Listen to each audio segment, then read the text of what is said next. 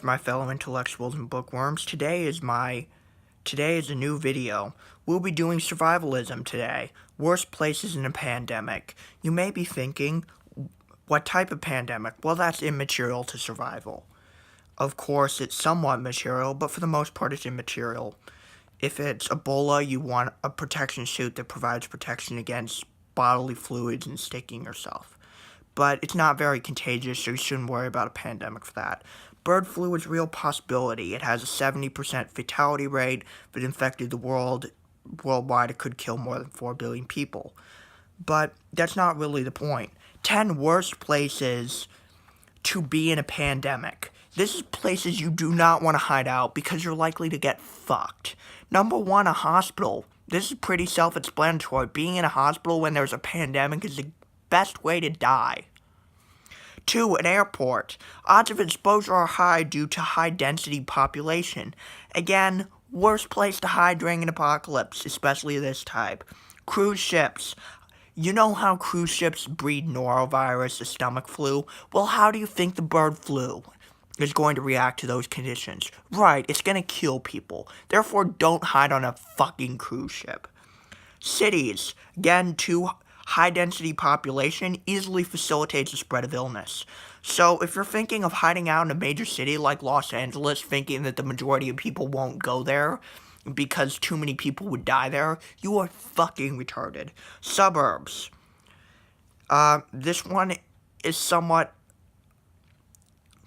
counterintuitive. You might think, well, the suburbs have a way low population density, so it should be a good place to hide during a pandemic. Wrong. I heard somewhere that suburbs have a population density of like 1.5 people per square mile, but that's besides the point.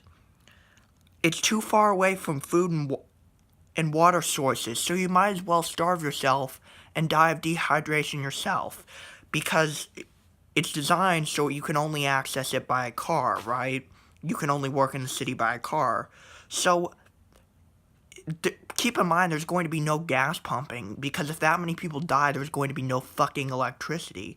In which case, no gas will be pumped. You can siphon from cars for a little bit, but there's only so many abandoned cars, and for the most part, you're going to be walking. Are you going to be able to walk 2.5, 5 miles to get food?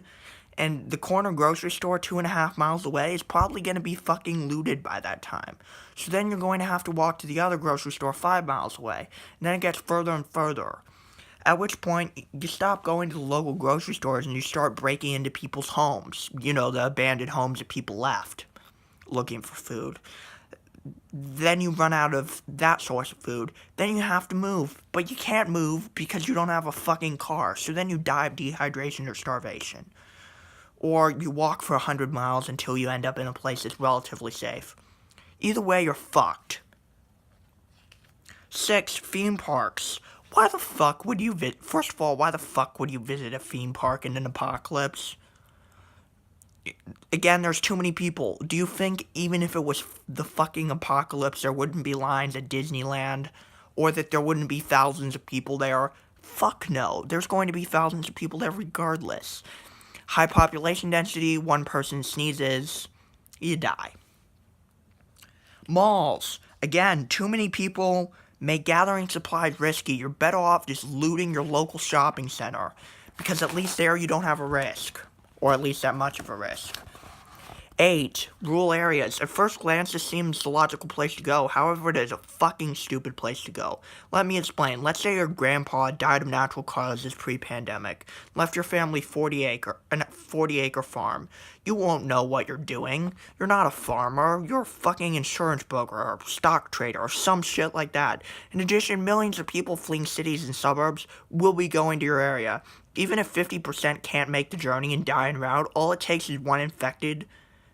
And it won't matter you're close to farms and food supplies. You're fucked. You're dead. In addition, 10 miles to loot the Walmart makes survival and gathering supplies hard as fuck.